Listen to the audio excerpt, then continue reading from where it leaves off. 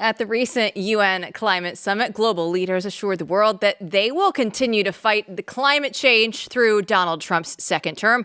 John Podesta is Biden's top climate diplomat. He said that state governments and businesses in the United States will remain committed to the cause, even if Trump is not. So here to discuss is Justin Haskins. He's the director of Socialism Research Center at the Heartland Institute. So, Justin, do you anticipate Trump's policies like going towards the United Nations and the green agenda, or are we done with this? Are we pushing this to the side? Oh, it's all done.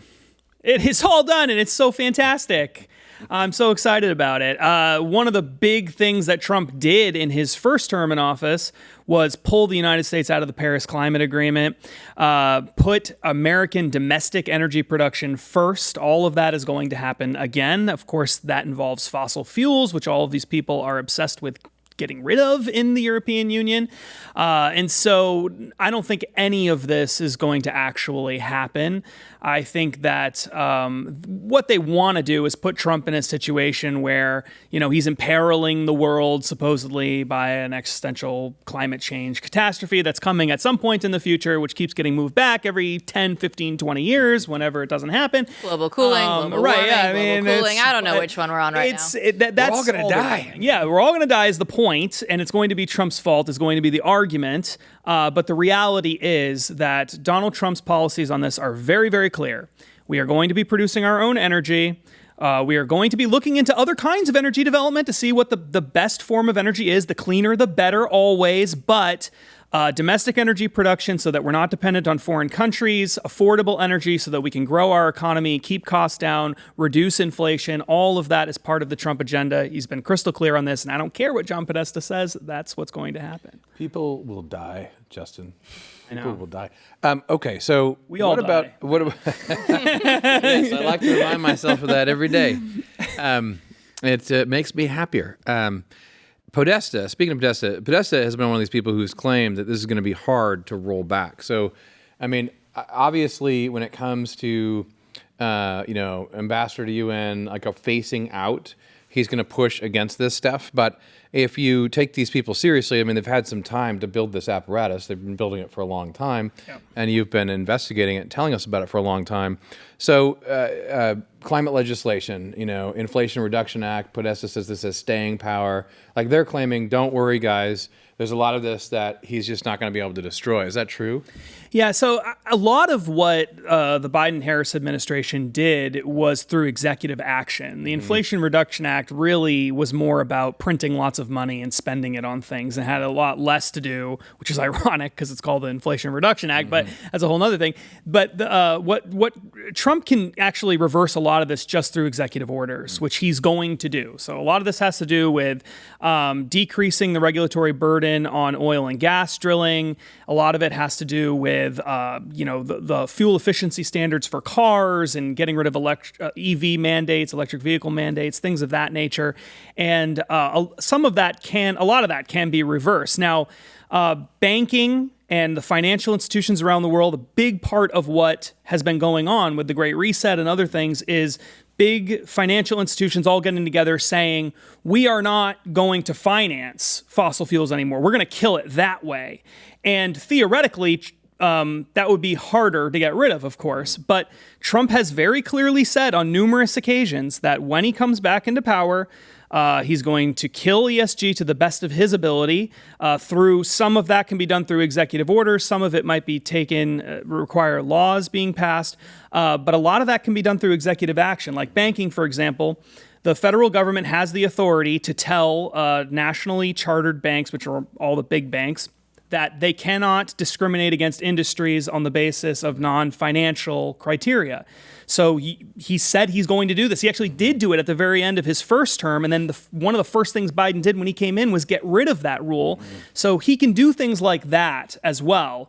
And so I think the other thing to keep in mind is that Europe, without America's support, then they already don't have China's support on any of this. Those are the two biggest, issues when we're talking about CO2 emissions. So they might as well just give up because there's no way to reduce global CO2 emissions without China being on board and without America being on board, but especially China.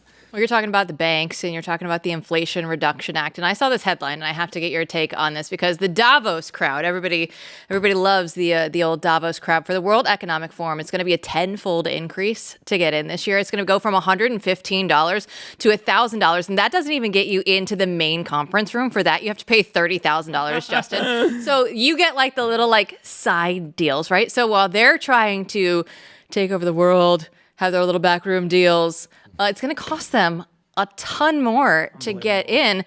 You'd think that, if you're part of the global elite, you want the people coming in. No, they don't want the people coming in. I love Davos because these are the people who they have $1,000 shrimp cocktail dinners and, they just like lavish themselves with the most extravagant things that you could possibly imagine. And there are many, many stories about that, which are just incredible. While at the same time saying we're doing this for the stakeholders. Those are the people like you and us. We're the stakeholders. But we don't get to go to be part of any of it. So we just have to trust that our stakeholder overlords are doing what we want them to do.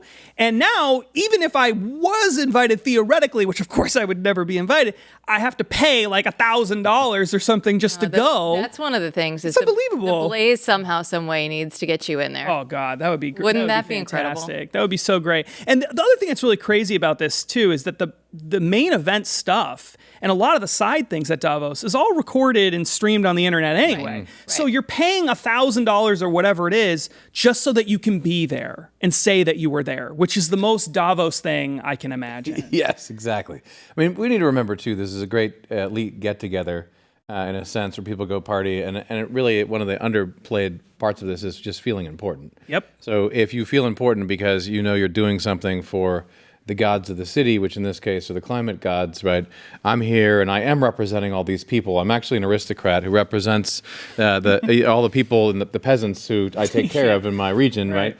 And I'm here to do good, and this is my sort of church, if you will. I remember once, Leonardo DiCaprio finally wins an Oscar, and then he goes up and talks about like the climate. It's like his gods, right? I mean, it's like this is his religion. This is like the most important thing he does that sort of validates his life.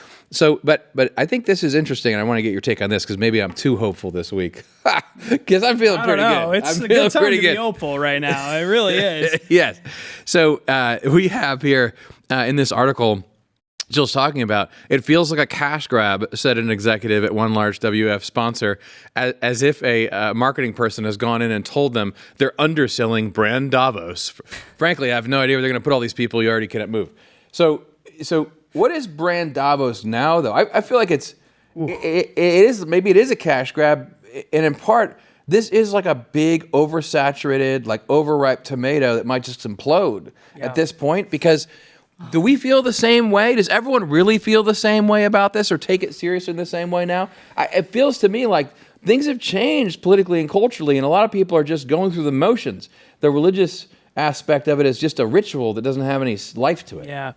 Yeah, I gotta believe that the Trump election has to just gut them of any feeling of being meaningful, because they tried so hard to destroy this one person, and I've been talking about that a lot. The last couple of weeks, is the most amazing thing about all of this. The biggest loser of this election was not Kamala Harris. Kamala Harris is not the biggest loser, because Kamala Harris is the most untalented person to ever get this close to being in the White House ever. Mm-hmm. This is like a handicapped person almost winning a gold medal at the Olympics, coming just short. She has no business being there, and she almost got it. That's pretty good. Yeah, she started 90 meters ahead for the 100-meter dash. Totally. I mean, that's fantastic. I think that's great. She shouldn't have been there. She almost got there. The biggest losers are the people who spent 10 years trying to destroy one person in media, government, international institutions, Davos, all the big corporations, everybody all working together to destroy one person, and they couldn't. Not only did they not destroy him, they couldn't keep him from being the most powerful person in the world. This is a failure on a scale that we've never seen before in history, and it is glorious. Yeah, they were centimeters away from actually killing him. And now the biggest winners, Justin, are if you're a politician from the state of Florida, this is your week.